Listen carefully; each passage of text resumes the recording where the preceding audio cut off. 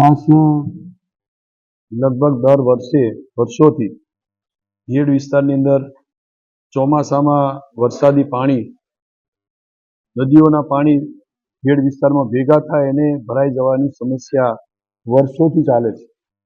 ભૂતકાળમાં થોડી કામગીરી થઈ, પરંતુ દર વર્ષે આ પૂરની પરિસ્થિતિને કારણે, વધારે વરસાદને કારણે આ ગીરમાં ચોમાસું આવે એટલે દર વખતે આ સમસ્યા ઊભી થાય છે.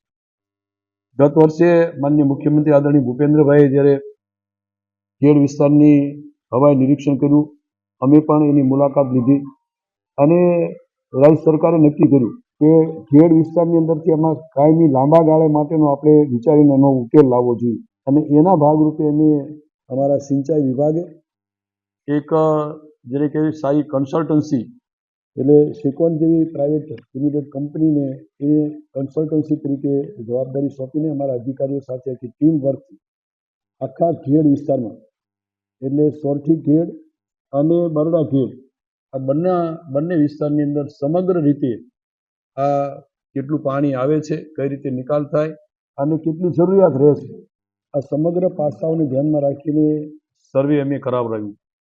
અને સર્વે કરાવ્યા પછી અમારા અધિકારીઓની સાથે, વિભાગ સાથે અને આ કન્સલ્ટન્સી સાથેની માન્ય મુખ્યમંત્રીશ્રીની અધ્યક્ષતામાં અમે ફરી પાસેની સમીક્ષા કરીને લગભગ 1500 કરોડની આસપાસના ખર્ચનું અમે અંદાજ કર્યો હતો અને એ રીતે સૈદ્ધાંતિક મંજૂરી આપી.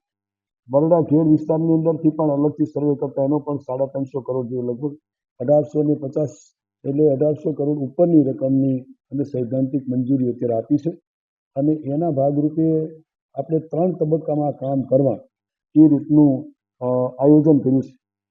પહેલા તબક્કામાં જે કામ કરવા જઈ રહ્યા છીએ એ પ્રાથમિક, ખાસ કરીને જે નદીઓનું ક્યાંક ડિસિલ્ટિંગ કરવું, જાડી ઝાખરા, અને ખાસ કરીને જે બાવળમાં નદીઓમાં જે પાણીના અવરોધક જે છે એને પહેલાં દૂર કરવાનું, એવું અમે આ પહેલા તબક્કામાં નક્કી કર્યું.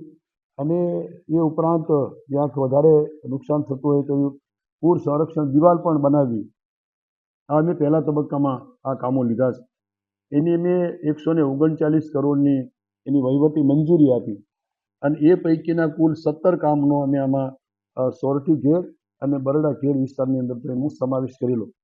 એ પૈકીના સોરઠી ઘેડ વિસ્તારની અંદરથી અમે પહેલાં 3 અને પોરબંદર જૂનાગઢમાંથી 3 અને પોરબંદર એમાંથી એ સોરઠીમાંથી 2 અને એ ઉપરાંત જે પોરબંદર બરડા વિસ્તારમાંથી ઘેડમાંથી એના 2, એટલે કુલ અમે 7 કામોની પહેલાં વહીવટી મંજૂરી આપી.